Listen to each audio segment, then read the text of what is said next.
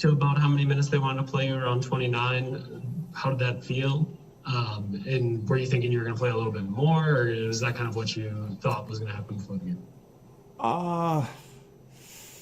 No, actually, I was ready for the game. Like usually, I am ready for the game, do my preparation, and at the end of the day, I just wait and for Coach Bud to make the decision. He's going to take me out, put me, whatever he says, I do. And obviously, I'm ready to play. I want to play more. I want to compete. But in Atlanta, I didn't play in the fourth quarter.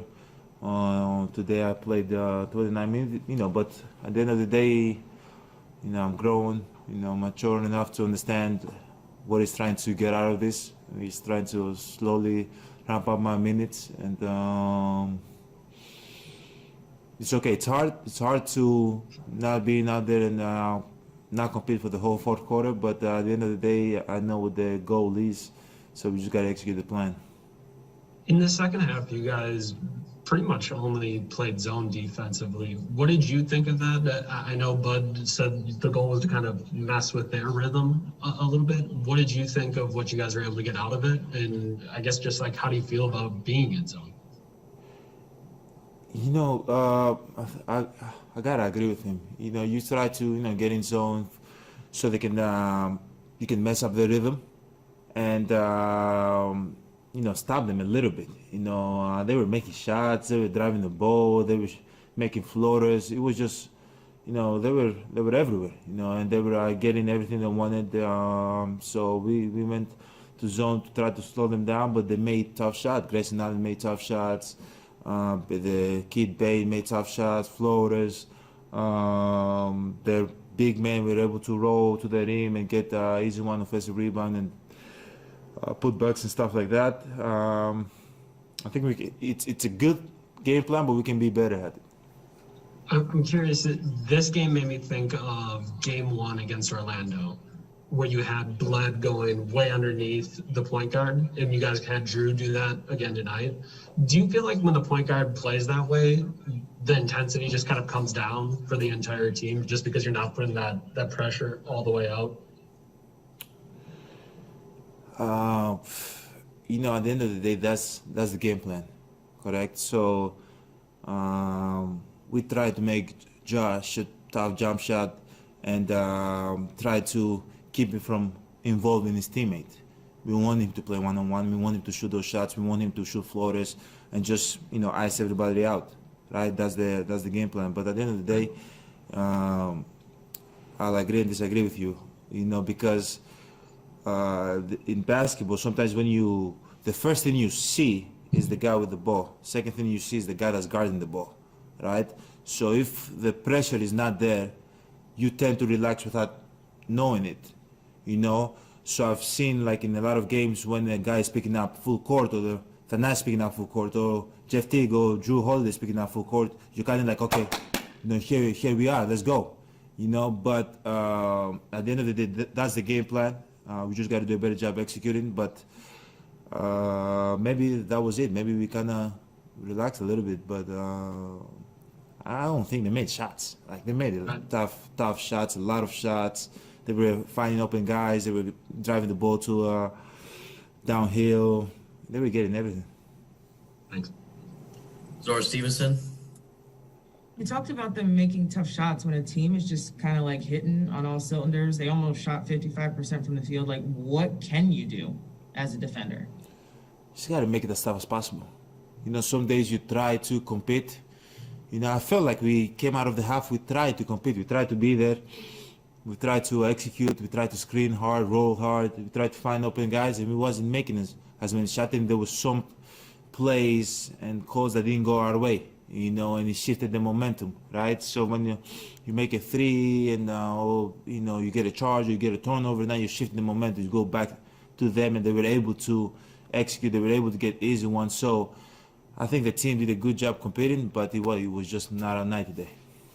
And then just thinking big picture, obviously you all are working on this zone. Do you feel like you've seen zone from other teams more this season?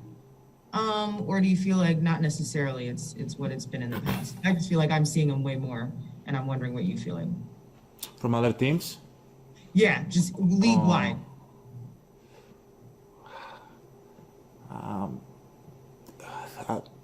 I think we saw zone a little bit more last year.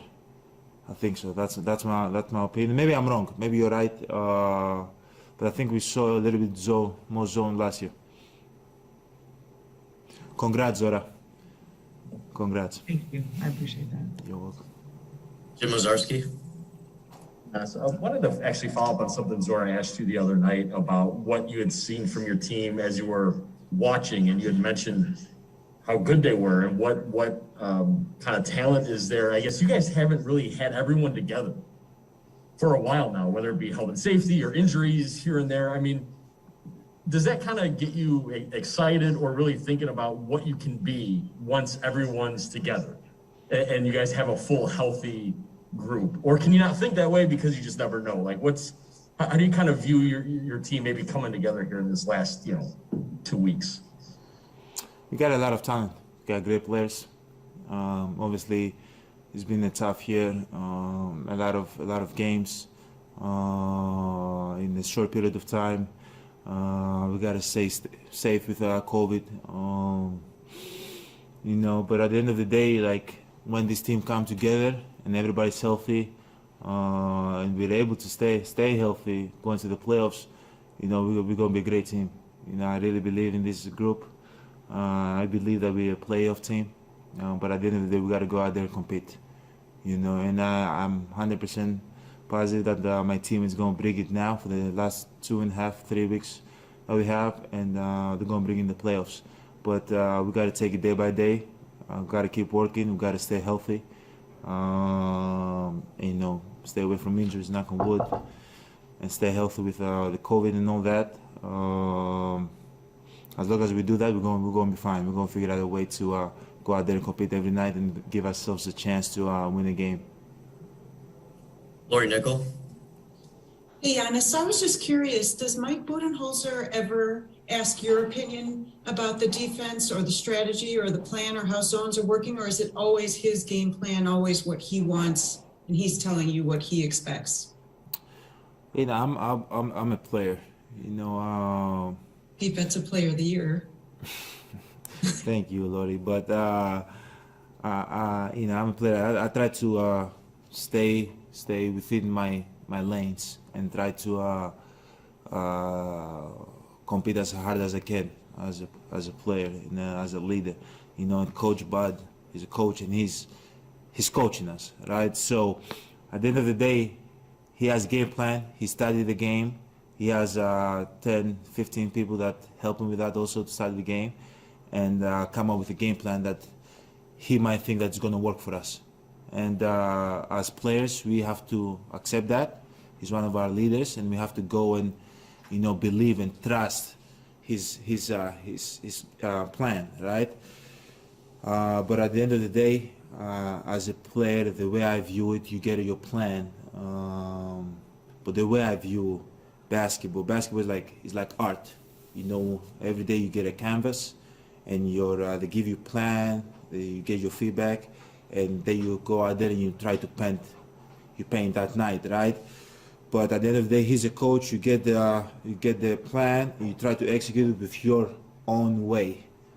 But you gotta trust. If you don't trust your coach, you should, be sitting at the end of the bench. We gotta trust. That's the only way it's gonna work. And sometimes it's not gonna work. And the same way he gotta accept that when he gives me the game plan, sometimes I'm gonna execute it, and sometimes I'm not gonna execute it. Not because I don't want to, because it's not my day.